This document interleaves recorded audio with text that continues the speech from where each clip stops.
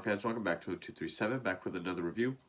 And this is a movie that I ordered sometime recently, thinking it would be a good addition to my run-through of more extreme horror films. I didn't know how extreme it was. I had read some reviews calling it, you know, jaw-droppingly gory trash fest, really sick and twisted by Fangoria. I knew it was a splatter film, and even though I don't really consider splatter to be extreme, I've done some splatter films during the extreme run, like the Violent Shit series or the films by Olaf Ittenbach. They have some extreme elements, but I wouldn't really call them extreme films. And this is another one of those. It's a splatter zombie flick, sure. Some might have some extreme elements, but this is just another shot on shitio 90s cult film that it's not the worst shot on video zombie movie I've seen.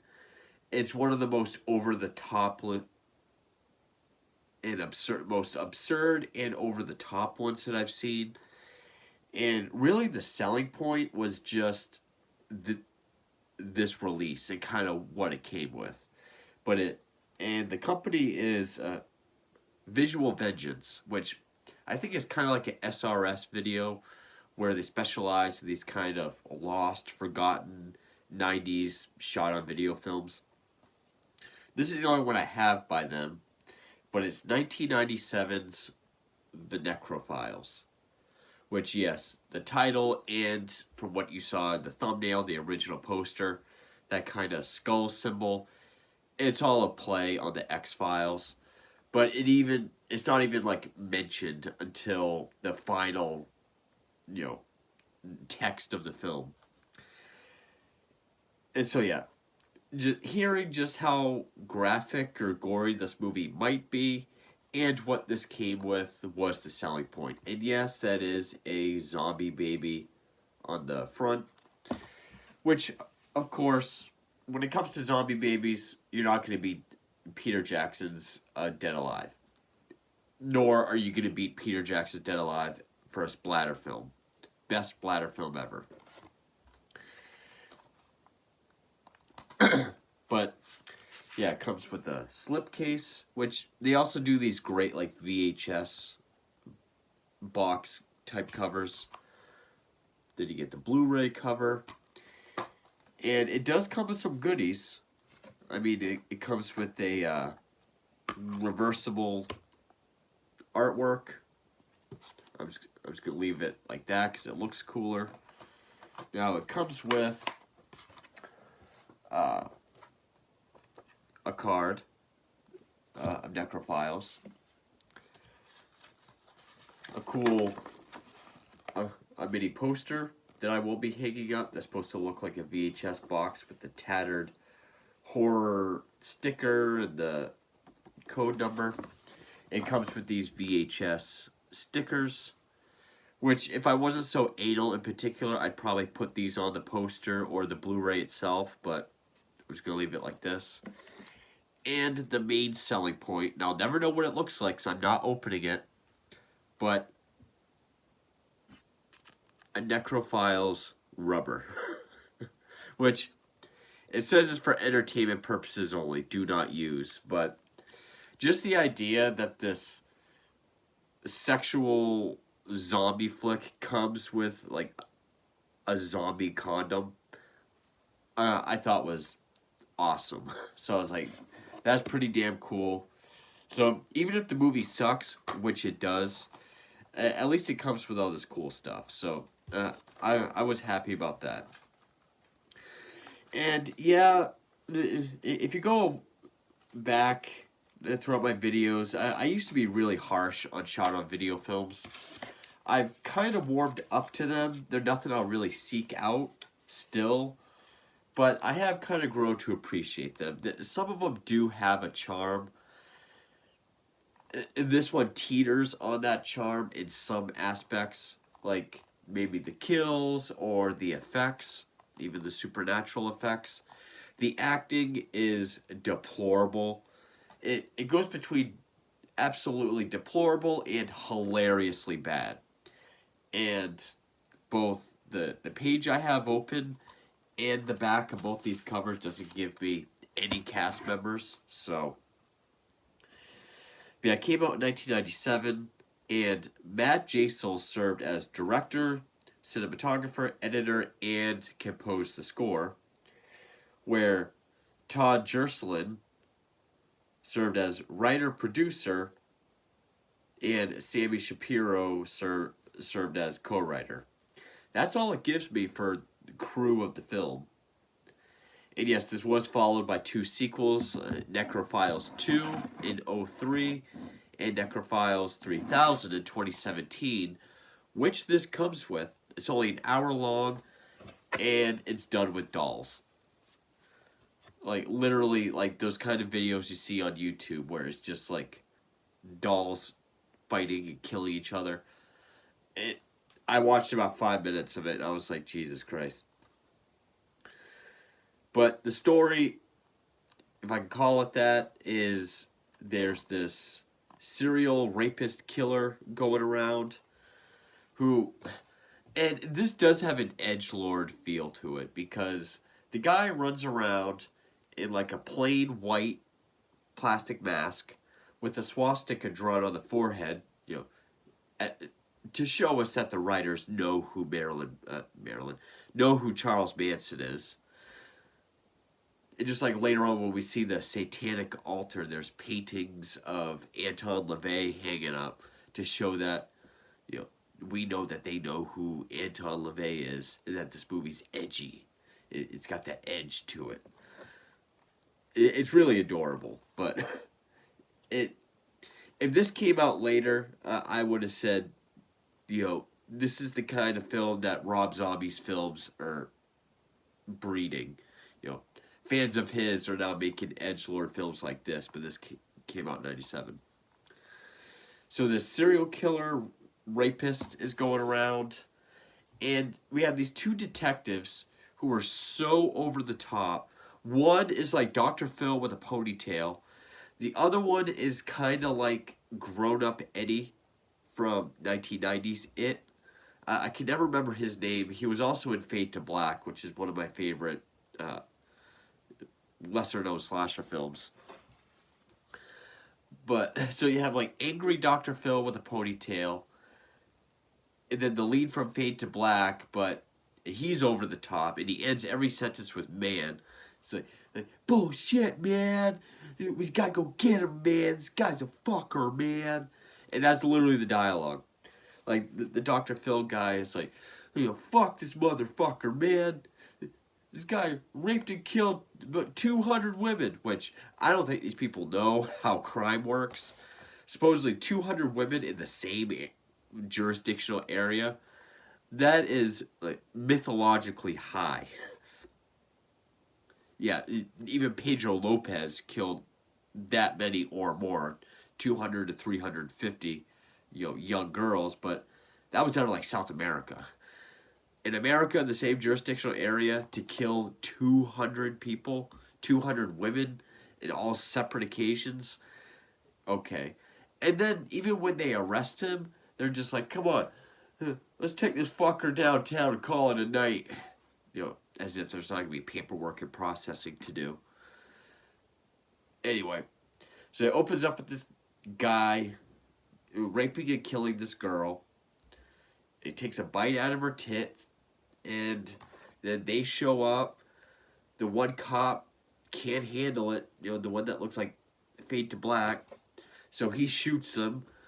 And then 9 months later, there's this satanic cult that goes to the cemetery, and they sound like every cult in a shot-on-video film. Like, it almost sounds like the same voice, like, the time to rise has come. Follow me, my brothers, for we are the chosen ones. This very theatrical, over-the-top, this seance-y type voice and dialogue. Where they pull out this baby that is...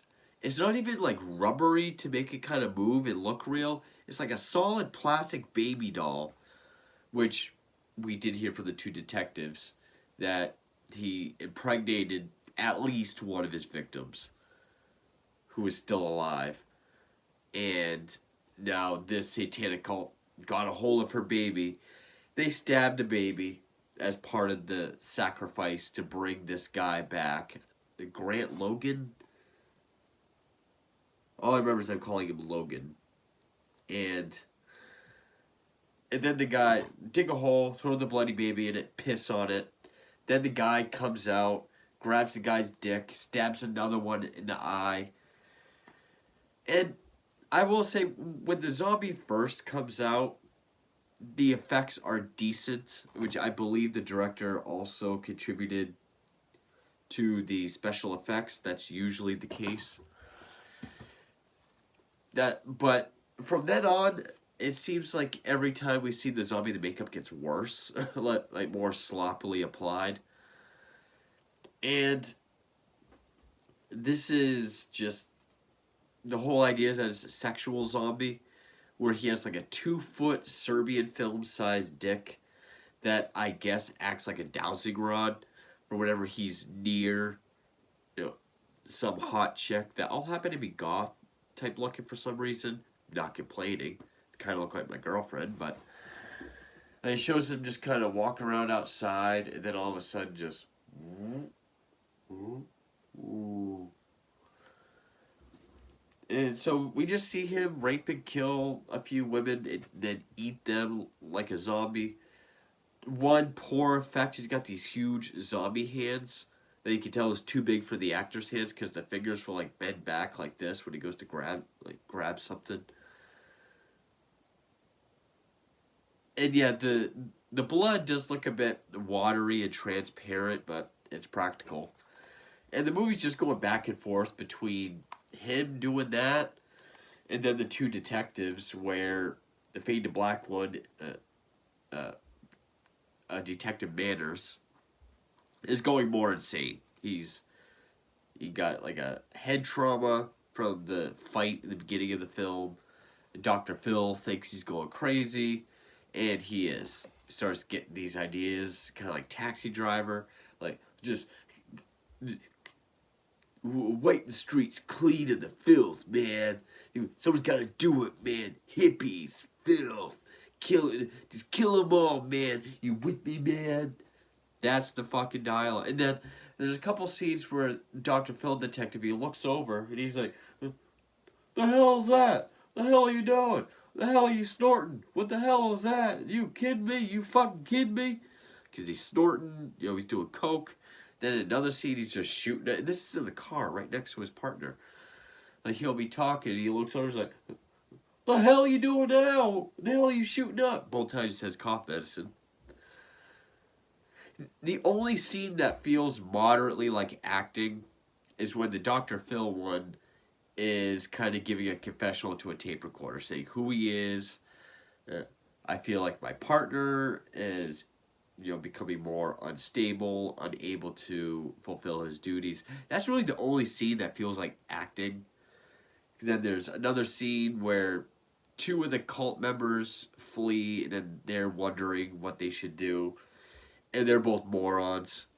They even go to pray to Jesus, like, "Help us, Jesus, help us. We didn't mean to do it. We're sorry." But they're both just morons. And then the baby that they sacrifice comes to life. And the sound effect for the baby's voice sounds like an 8-bit voice changer.